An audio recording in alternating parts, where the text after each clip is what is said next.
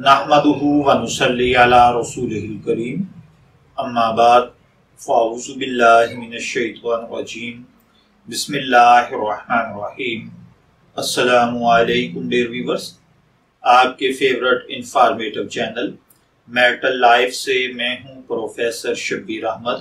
हमारा आज का टॉपिक है कि उम्र रसीदा खातून जिसकी एज 50 साल के राउंड में हो वो कैसे इद्दत करेगी। यानी ऐसी बेवा औरत जिसकी उम्र 50 साल के राउंड में है उसकी इद्दत का तरीका क्या होगा। ये एक सवाल है जो हमसे पूछा गया कि बेवा औरत जिसकी उम्र 50 साल के राउंड में है और बगैर हमल के है उसकी इद्दत की मुद्दत कितनी होगी। क्या वो घर में मामूली कामकाज मसलन झाड़ू देना, रोटी पकाना वगैरह कर सकती है या नहीं, जबकि उसके साथ उसकी बहू भी रहती हो।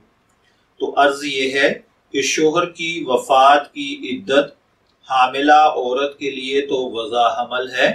जो औरत प्रेग्नेंट ना हो उसकी इद्दत 4 महीने और 10 दिन है। खा बूढ़ी हो या जवान, नाबालिग हो या बालिग, 70 से ऊपर हो या 50 से नीचे, इद्दत के दौरान घर के कामकाज करने की कोई ममानियत नहीं है। घर के अंदर रहते हुए वो तमाम घरेलू जिम्मेदारियां, घरेलू काम पूरे कर सकती है। मैं दुआगो हूं कि अल्लाह ताला हमें इन बातों के मुताबिक अमल करने की तौफीक अता फरमाए।